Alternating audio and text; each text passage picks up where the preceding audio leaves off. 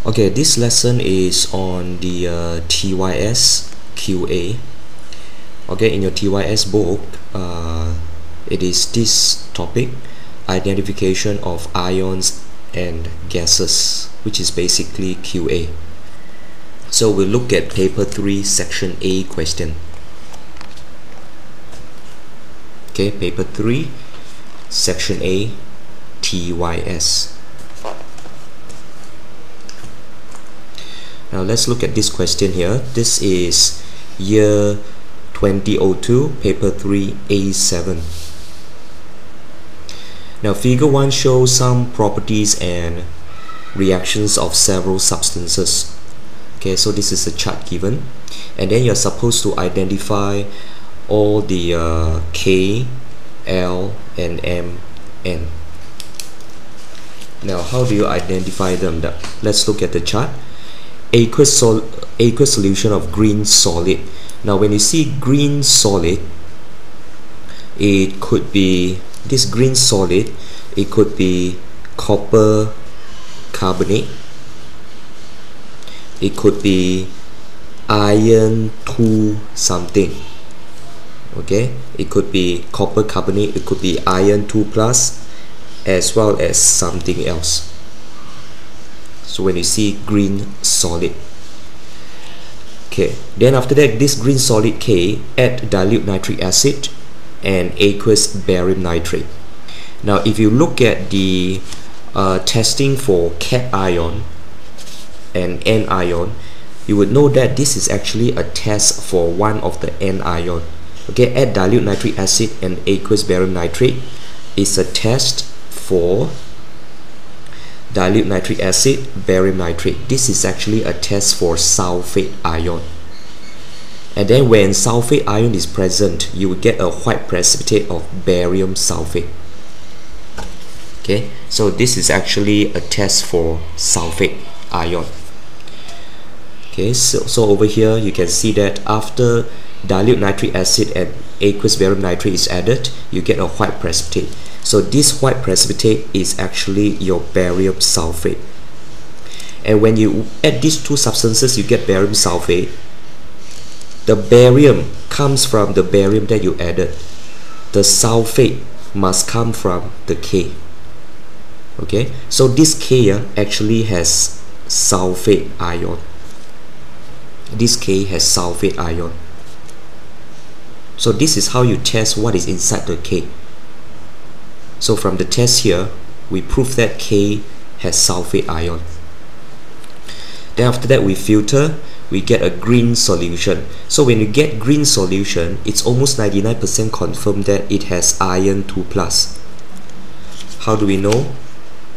Because iron 2 plus is actually green. So from here, you can see that your iron 2 plus is actually green color. Okay, your iron 2 plus is green, iron 2 is green, iron 3 is reddish brown, copper 2 is blue. The rest of the ions should be colorless. Okay, then after you filter this white precipitate, you get a green solution, you get a white solid. So this white solid must be the white precipitate that forms here. Otherwise, this precipitate could not have gone anywhere else. It must have gone to either this or this. So white precipitate must be the white solid. So this white solid must be barium sulfate. Then after that, green solution, we add aqueous sodium hydroxide, we get green precipitate. Now over here, we know that it has sulfate ion. Okay, over here we know that it has sulfate ion. We also prove that it has iron 2 plus. So from here we know that this K, okay, it has sulfate ion, it has iron 2. So when you combine together, this K is actually iron 2 sulfate. This is iron 2 sulfate. Okay, when you combine these two together, so K is iron 2 sulfate. Then after that, this green solution, iron 2 plus, if you add aqueous sodium hydroxide,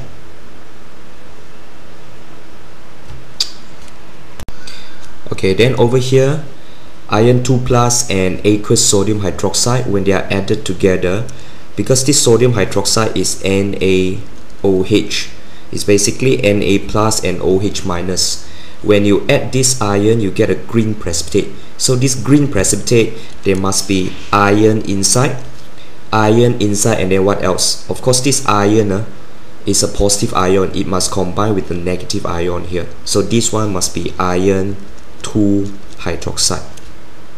And iron 2 hydroxide, you know that it is a green precipitate because all the hydroxides are soluble except group 1 and group 2. So iron 2 hydroxide is a precipitate, and then it is green because there is an iron 2 plus there. So this is iron 2 hydroxide. Then after that, oxidation. Now this part is from the oxidation and reduction chapter. When iron 2 plus is oxidized, when iron 2 is oxidized, it will become iron 3. Okay, so this brown solid is actually iron 3 hydroxide. Okay, iron 3 hydroxide. So basically just walk through the chart here one more time. Okay, so first of all, when you get a green solid, you should know that this is a compound that is either copper 2 carbonate, which is green color, as well as iron 2 something. Okay, but the something we do not know. Then after that, we add dilute nitric acid and aqueous barium nitrate. This is actually a test for the sulfate anion, and then we get a white precipitate. So by getting a white precipitate, it's confirmed that sulfate ion is present. So that means in this aqueous solution of green solid, there must be a sulfate ion inside, but we don't know the positive ion. We only know the negative ion at this stage. So that means this compound is out. Copper 2 carbonate is out. So it must be, very likely it's going to be iron 2 sulfate, but we are not confirmed yet. Then after that, when we filter, we get a green solution. When we filter it, we get a green solution. Now green solution basically confirms that it has iron 2 ion inside, Fe2 plus inside. So when there is Fe2 plus inside, that means your K must have Fe2 plus. Otherwise, where else can this Fe2 plus come from? So that actually proves that the green solid here is iron 2 sulfate. Okay, sound is iron 2 sulfate. So now it's confirmed that your K is iron 2 sulfate. And then after that, this white solid, when you filter the white precipitate, of course the white solid is from the white precipitate, and this white precipitate is barium sulfate. Okay, so see, this part is actually the anion, this part is actually the cation. Then after that, green solution, we add sodium hydroxide, we get a green precipitate. So green precipitate must be iron something. Now the only negative ion in this case is hydroxide. So this Fe2 plus must have combined with the negative ion. Fe2 plus cannot combine with sodium ion here. So Fe2 plus combined with the negative ion, which is hydroxide, it would form iron 2 hydroxide, which is actually a precipitate, if you remember from your solubility table. Okay, then after that, this green precipitate M, or iron 2 hydroxide, when you oxidize it, this is from the oxidation and reduction chapter. Fe2 plus, when you oxidize it, will become Fe3 plus. So this one is iron 3 hydroxide, which is actually a brown solid. If you recall from the cation anion, the reddish brown is Fe3 plus. Fe3 plus is reddish brown. That is why you get a brown solid here. Then after that, you can write down the white solid L. So the white solid L, identify. You can write formula, or you can write the whole thing, barium hydroxide. Green precipitate M is iron 2 hydroxide, or FeOH2. Brown solid is iron 3 hydroxide, and a green solid K would be iron 2 sulfate. And then write an equation for any one of the reactions in figure 1. You can actually write any equations. You can write actually this one. You can write the equation for this. So this one is actually green solid K plus barium nitrate. So green solid K is iron 2 sulfate plus barium nitrate. Okay, and then after that you will get barium sulfate. Okay, so barium sulfate, so you get barium sulfate, they will swap partner, so the other one would be iron 2 nitrate. Then after that try to balance it, and I think it is balanced. You do not need to write the state symbol because it is not required in the question. Okay, alright, now let's go to the second question. Okay, this is year 2003, paper 3A8. Okay, same thing. This is a chart. Blue crystalline solid dissolve in water and add dilute nitric acid and barium nitrate solution.